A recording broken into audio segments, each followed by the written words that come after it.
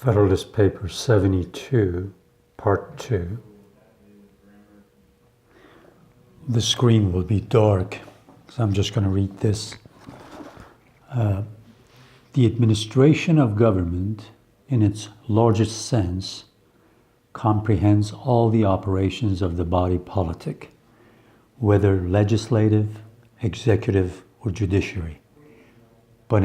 But in its most usual and perhaps in its most precise signification, it is limited to executive details and falls peculiarly within the province of the executive department. The actual conduct of foreign negotiations, the preparatory plans of finance, the application and disbursement of the public monies in conformity to the general appropriations of the legislature, the arrangement of the army and navy, the direction of the operational war, these and other matters of a like nature constitute what seems to be most properly understood by the administration of government.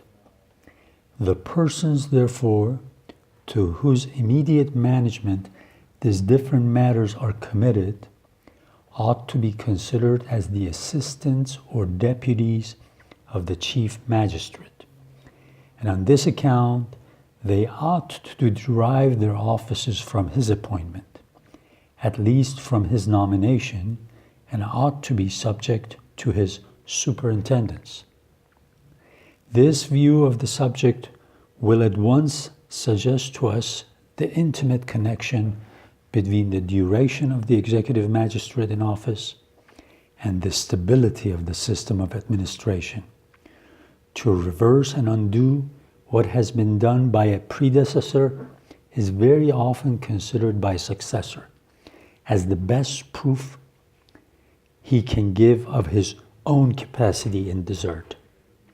And in addition to this propensity, where the alteration has been the result of public choice, the person substituted is warranted in supposing that the dismission of his predecessor has proceeded from a dislike to his measures, and that the less he resembles him, the more he will recommend himself to the favor of his constituents. These considerations and the influence of personal confidences and attachments will be likely to induce every new president to promote a change of men to fill the subordinate stations. And these causes together could not fail to occasion a disgraceful and ruinous mutability in the administration of government. Remember, Hamilton is writing this, but that word, anytime they use the word mutable, mutability, it means changing, something that you can't count on.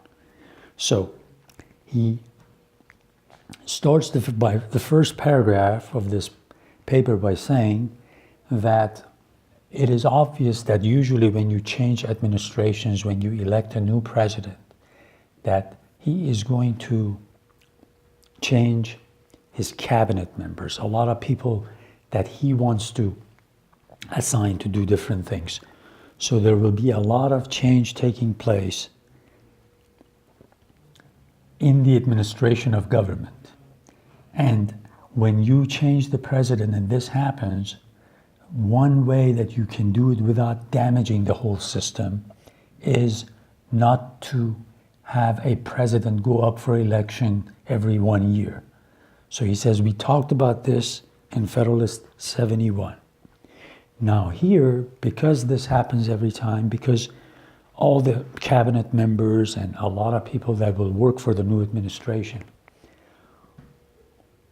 will be new, why not actually make the president re-eligible to try to become president again, to go up for re-election instead of changing the whole system?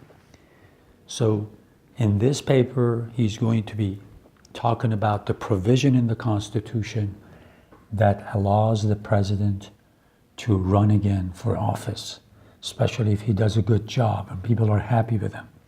So he is telling the anti-federalists who are criticizing this Constitution for not only allowing a president to serve for 4 years, but also to allow him to run for office again. So he's answering all those criticisms.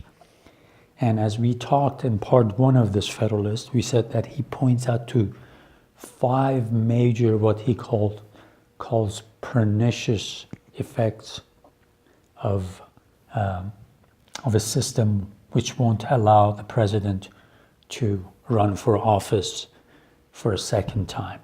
So as we go through this, just keep that in mind, that's the major thing that's in his mind. He says, all these cabinet members are going to change, and if you let the president serve for 1 year or 2 years, like the anti-federalists are saying, every 2 years you're going to be bringing a whole bunch of people to run the government who are not familiar with what's going on, and by the time they learn their way around, they got to be kicked out because they are not eligible to run for office again.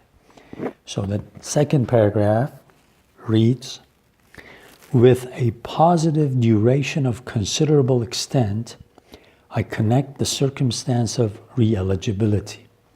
The first is necessary to give the officer himself the inclination and the resolution to act his part well, and to the community time and leisure to observe the tendency of his measures, and thence to form an experimental estimate of their merits. So it not only benefits the president when you give him a long term of service, but it benefits the people that are the most important people that we are setting up this system for. It's the population at large. It gives them a chance to see what the president and the government in general, and especially what the executive branch, the president, is doing, whether he's actually doing a good job. So you want to give him time to prove himself. And that's why we have suggested a 4-year term. And then now we're going to talk about re-eligibility of him running for office again. The last is necessary to enable the people, when they see reason to approve of his conduct, to continue him in the station in order to prolong the utility of his talents and virtues, and to secure the government the advantage of permanency in a wise system of administration. Nothing appears more plausible at first sight, nor more ill-founded upon close inspection, than a scheme which, in relation to the present point, has had some respectable advocates. I mean, that of continuing the chief magistrate in office for a certain time and then excluding him from it, either for a limited period or forever after. This exclusion, whether temporary or perpetual, would have nearly the same effects, and these effects would be for the most part rather pernicious than salutary. So he says there are some people that are actually saying, okay, if he's going to be re-eligible to run for office again, he's got to get out of government job for, like, let's say 3 years, 5 years, 6 years, and then come back and try to get elected again.